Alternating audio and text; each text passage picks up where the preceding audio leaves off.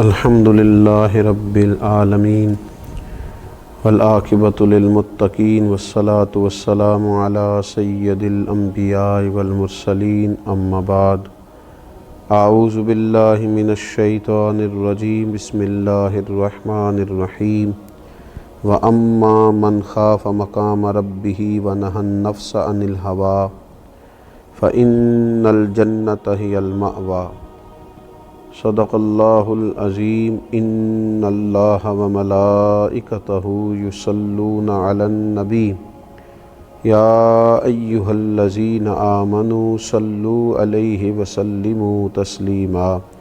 اللہم صل علی سیدنا ومولانا محمد معدن الجود والکرم وآلہ وصحبہ وبارک وسلم۔ حمد و صلاۃ کے بعد اللہ تبارک و تعالیٰ نے انسان کو اس کی جائز خواہشات کو جائز طریقے سے پورا کرنے کی نہ صرف اجازت دی ہے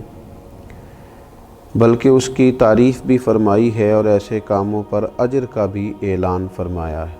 اگر کوئی شخص جائز کمائی کماتا ہے، جائز ذرائع رزق کمانے کے حاصل کرتا ہے تو اس کی تعریف کی گئی ہے۔ کوئی نکاح کرتا ہے تو اس کی اسلام نے نہ صرف یہ کہ تعریف کی بلکہ اس کی اللہ تبارک و تعالیٰ نے اس رشتے کو اپنی نشانیوں میں سے ایک نشانی قرار دیا۔ خواہشات کو جائز طریقے سے پورا کرنا اور جائز طریقے سے اپنی ضروریات کا حصول کرنا، دین اس کی بہت زیادہ سپورٹ کرتا ہے اور ایسے لوگوں کی تعریف کرتا ہے اور ایسے لوگوں کی حمایت کرتا ہے۔ لیکن جائز ناجائز کی پرواہ کیے بغیر اپنے نفس کی ہر خواہش کو پورا کرنا، یہ اتباع نفس کہلاتا ہے، یہ بندگی نفس کہلاتا ہے، اتباع خواہشات کہلاتا ہے۔ بہت سارے لوگ ایسے ہوتے ہیں کہ وہ اپنی لذات کے حصول کے لیے بغیر کوئی پرواہ کیے، بغیر کسی چیز کو جانچے، بغیر حلال و حرام کی تمیز کیے وہ دوڑے چلے جاتے ہیں اور اس قدر زیادہ اپنی خواہشات کی پیروی کرتے ہیں کہ یہ ان کا اتنا بڑا روحانی مسئلہ بن جاتا ہے کہ وہ ان کے دیگر تمام معاملات کو متاثر کرتا ہے۔ جب وہ اپنے نفس کی بیجا خواہشات کی تکمیل کرتے ہیں تو عبادت کی لذت ان سے رخصت ہو جاتی ہے، تلاوت قرآن مجید کا ذوق ان سے چلا جاتا ہے، اللہ تبارک و تعالیٰ کی راہ میں خرچ کر کے جو انہیں قلبی اطمینان حاصل ہونا ہوتا ہے وہ ان سے رخصت ہو جاتا ہے۔ دوسروں پر اثار کر کے جو انہوں نے اپنی روح کو تازگی دینا ہوتی تھی وہ سارا کچھ اپنے اوپر ہی وہ صرف کرتے ہیں۔ تو یہ خواہشات کے پیچھے لگ جانا، ایک خواہش کے بعد دوسری خواہش، دوسری کے بعد تیسری خواہش، کھانے کی خواہش، پینے کی خواہش، اچھے سے اچھا لباس پہننے کی خواہش، یہ خواہشات ہیں جو انسان کو لذات میں مبتلا کر دیتی۔ اور نبی اکرم صلی اللہ تعالیٰ علیہ وآلہ وسلم نے فرمایا، اللہ تبارک و تعالیٰ نے دوزخ کو خواہشات سے ڈھانپ دیا اور جنت کو مشکلات سے ڈھانپ دیا۔ جو چیزیں ظاہری طور پر تھوڑی انسان کے لیے مشکل محسوس ہوتی ہیں وہی تو رستہ ہے جو اسے جنت میں لے جائے گا۔ میں کہہ چکا ہوں کہ جائز طریقے سے اپنی خواہش کو پورا کرنا یہ برا نہیں ہے، یہ مذموم نہیں ہے، اس کی مذمت نہیں کی گئی، لیکن جائز ناجائز کی پرواہ کیے بغیر اور ہر وقت کوئی نہ کوئی نئی سے نئی خواہش پیدا کرنا، ہمارے صوفیاء کرام فرماتے ہیں نفس ایک بچے کی طرح ہے، اگر تم اس کی ایک خواہش پوری کرو گے تو یہ دوسری کا مطالبہ کرے گا، دوسری پوری کرو گے تو تیسری کا مطالبہ کرے گا، یہاں تک کہ اس کی عادت بگڑ جائے گی، اس کا مزاج بگڑ جائے گا، یہ ایک ضدی بچے کی طرح ہو جائے گا، یہ تم سے روز ایک نئی چیز کا مطالبہ کرے گا۔ لہٰذا اپنے نفس کی خواہشات کو اس بات کا پابند کیا جائے کہ یہ چیز تیرے لیے جائز ہے اور یہ تیرے لیے ناجائز ہے، اور جائز چیزوں کو بھی استعمال کرنے کی حد بیان کی گئی۔ کھانا آپ کو کھانا ہے اور آپ کے لیے جائز ہے، لیکن آپ اتنا کھانا کھا لیں کہ وہ آپ کے لیے تکلیف کا باعث بنے، تو یہ نفس کی وہ خواہش ہے جو اگرچہ جائز طریقے سے پوری کی گئی لیکن وہ تکلیف کا باعث بنی۔ آپ کو سونا ہے، آرام کرنا ہے، لیکن آپ اس طرح سوئیں کہ آپ کی نماز کا وقت ہی اس میں سے گزر جائے، تو اتباع نفس کر لینا اور خواہشات نفس ہی کے پیچھے بھاگنا. اور بعض لوگ اس قدر زیادہ عادی ہو گئے، اتنے عادی ہو گئے، صبح کیا کھانا ہے، شام کیا کھانا ہے، کس ہوٹل میں جانا ہے، کیا پہننا ہے، نیا سے نیا ڈیزائن کیا ہے. اتنا بڑا روحانی مسئلہ بن گیا کہ اپنے آپ کو سنوارتے سجارتے، آرائش نمائش، اتنی دور نکل گئے، حلال اور حرام کی تمیز چھوڑ دی. اللہ کریم نے قرآن مجید میں ایک مقام پہ فرمایا کچھ لوگ تو ایسے ہیں جنہوں نے اپنے نفس کی خواہش کو خدا بنا لیا،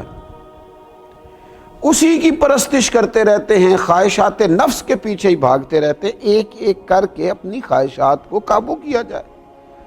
اور اگر تھوڑا سا محنت کی جائے، تھوڑی سی جد و جہد کی جائے، تھوڑی اپنے اوپر توجہ دی جائے، کچھ چیزوں کا خیال رکھا جائے،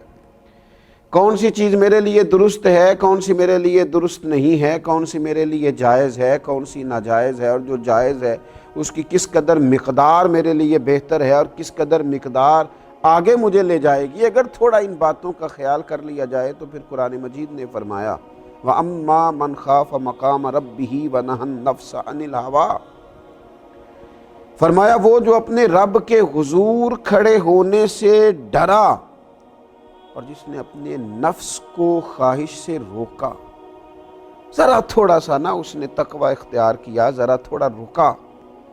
ذرا اس خواہش کو پورا کرتے ہوئے اپنے رب کا خوف اپنے دل میں پیدا کیا.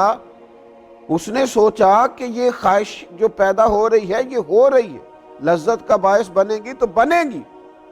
پر مجھے دیکھنا یہ ہے کہ میرے مالک کا حکم کیا ہے، میرا رب یہاں کیا فرماتا ہے، میرے لیے ارشاد کیا ہے، حد بندی کیا ہے. جو رب کے سامنے کھڑے ہونے سے ڈرا اور اپنے نفس کی خواہش سے رکا، فَإِنَّ الْجَنَّةَ هِيَ الْمَأْوَىٰ، فرمایا بے شک پھر اس کا ٹھکانہ جنت ہے. اگر وہ کامیاب ہو جاتا ہے اپنے آپ کو نفس کی خواہش سے روکنے سے اور تھوڑا سا احتیاط کرنے سے، تھوڑا احتیاط برتنے سے اگر وہ کامیاب ہو جاتا ہے، حضرت باجزید بسطامی رحمۃ اللہ علیہ فرمایا کرتے تھے 2 ہی قدم ہیں اللہ تعالیٰ کی بارگاہ کی طرف جانے کے لیے، 2 ہی قدموں کا فاصلہ ہے اس کو پانے کے لیے، 2 ہی قدم ہیں جو اس کی بارگاہ کا قرب بندے کو دے دیتے. حضور وہ کیا، یہ کس طرح سے، اتنی آسانی سے؟ تو آپ فرمانے لگے تو 1 قدم اپنے نفس کی خواہشات پہ رکھ دے، اگلا قدم تیرا رب کریم کے قرب کے سفر کی طرف لگ جائے گا، تو اس رستے کا مسافر بن جائے گا، تیرا وہ رستہ ہو جائے گا جو تجھے اس کی بارگاہ کی طرف لے جائے گا. تو یہ روحانی بیماری ہے خواہشات نفس. آج میں نے یہ کھانا ہے، آج مجھے یہ پینا ہے، آج مجھے فلاں سے ملنا ہے، آج مجھے فلاں جگہ جانا ہے، آج فلاں رنگ کے مجھے کپڑے چاہیے، آج ایک فلاں نیا فیشن میں نے دیکھا ہے مجھے وہ کرنا ہے، آج مجھے خوبصورت لگنے کی کوشش کرنی ہے، آج مجھے دوسروں کی نظر میں بھلا محسوس ہونا ہے، اب مجھے دیکھنا ہے کہ کس طرح میں لوگوں سے منفرد ہو سکتے. نفسانی بیماری ہے تو کمزور کر دے گی مسلمان کو. مسلمان سادہ زندگی، سادہ غذا، سادہ طرز حیات،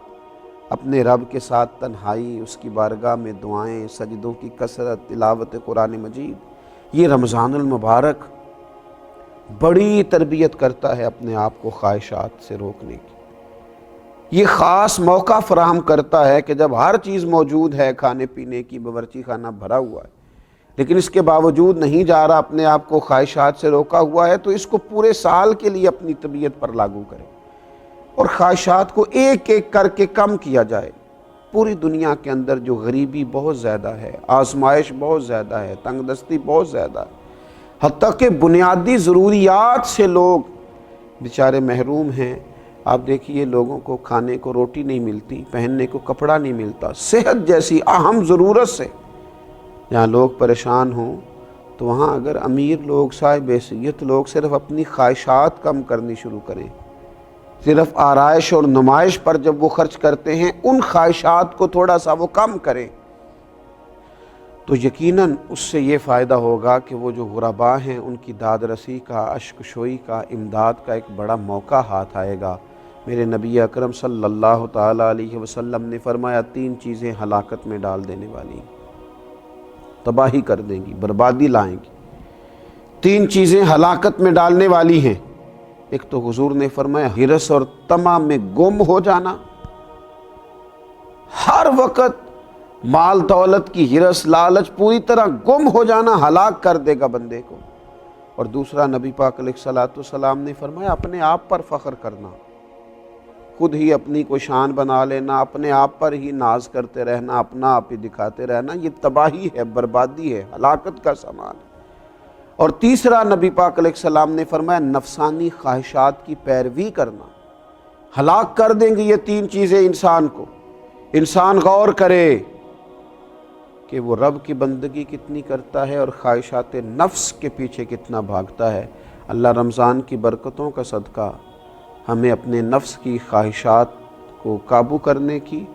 اور اللہ تبارک و تعالیٰ کی بارگاہ کی بندگی کی توفیق عطا فرمائے۔ وما علینا الا البلاغ۔